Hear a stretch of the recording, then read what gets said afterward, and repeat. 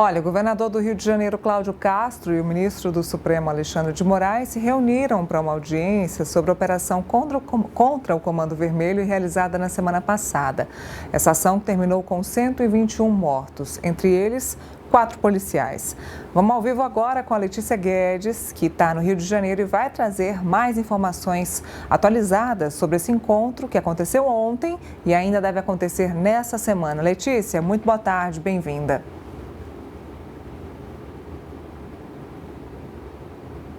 Ontem a gente estava lá no Centro Integrado de Comando e Controle, quando eu falei com você, e depois a gente percorreu aí as ruas do centro do Rio de Janeiro para ir atrás do Alexandre de Moraes durante o cumprimento dessa agenda que ele tinha aqui no Rio de Janeiro. Ontem ele participou de 5 audiências e todas elas foram fechadas à imprensa. Apesar disso, a coluna esteve em todas. E ao término do dia, as informações que a gente recebeu foi por meio da assessoria mesmo. Então, a assessoria do governador repassou que durante a reunião ele passou dados, ele detalhou ali para o ministro a execução, o planejamento, aliás, e a execução da mega operação que acabou culminando na mais letal da história do Estado.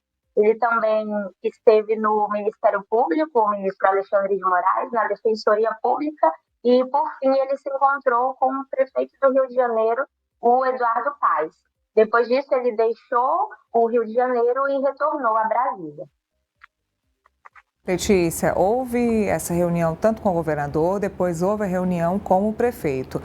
Não saiu muita coisa de lá, mas do prefeito a gente sabe o que é que foi conversado, até porque está tendo na cidade do Rio de Janeiro um encontro climático, um encontro que é um encontro de prefeitos, ou seja, a gente tem uma cidade do Rio de Janeiro recebendo autoridades estrangeiras, ou seja, uma cidade que precisa ter segurança neste momento.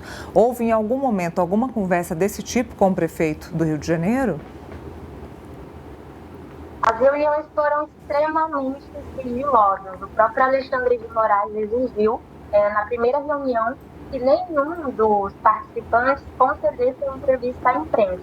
Então, tudo que a gente soube foi o que foi repassado pelas assessorias depois e que foi muito protocolar. Então, eles sinalizaram que eles se encontraram, que o ministro Alexandre de Moraes andou pelo espaço, que o governador apresentou para ele a sala de comando, então assim, a sala de monitoramento, então assim, a gente não teve realmente muitos detalhes, tampouco da entrevista, da reunião com o prefeito, a gente não ficou sabendo.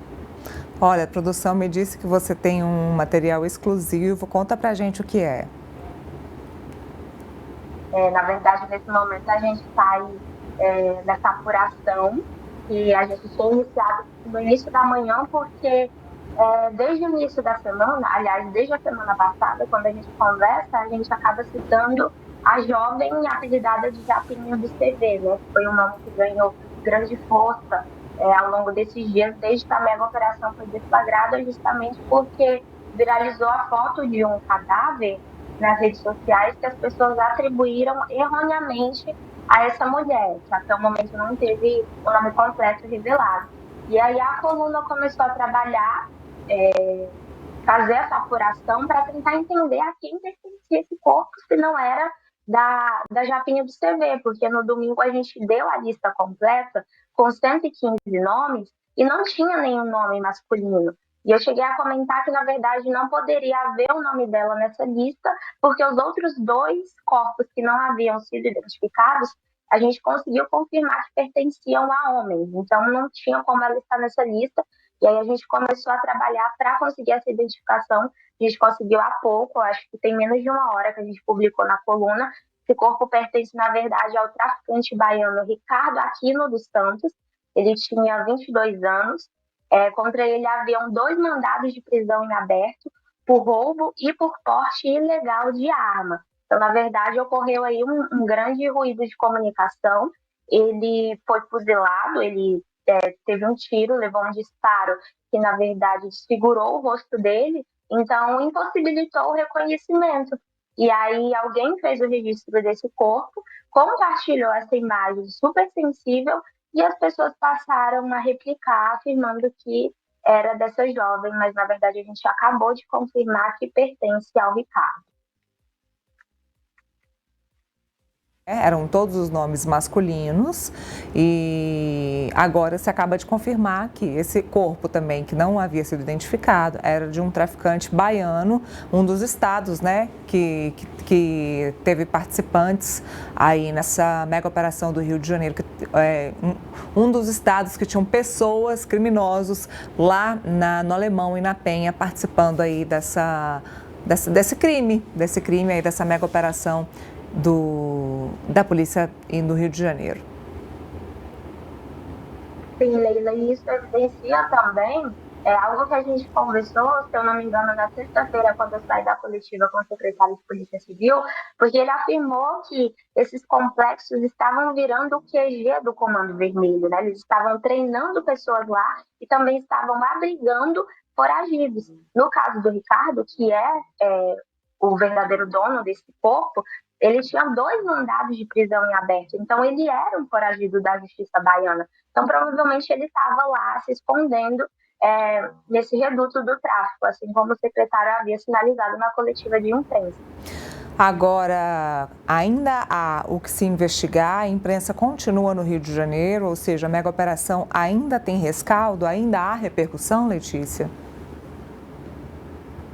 Sim, porque ontem, nesse encontro que o Alexandre teve com as autoridades, foi justamente porque agora ele é o relator temporário responsável pela ADPF das favelas, e aí nesses encontros ele está cobrando esclarecimentos. Querendo ou não, a gente tem um registro que marca a segurança pública do Rio de Janeiro e também do Brasil, todo mundo só fala disso, e a gente precisa, não só a gente, mas eu acho que sobretudo as famílias das pessoas que morreram, precisa de um retorno para entender o que aconteceu. Então, esses encontros devem continuar. Os órgãos que participaram de perícia, investigação, a polícia que deflagrou a operação, ainda tem respostas, ainda tem que entregar relatórios, enfim, explicações a dar para a gente entender o que de verdade aconteceu para haver esse registro tão grande de 121 mortes, incluindo os 4 policiais. Dessas 121 mortes que foram confirmadas, esse número já está fechado,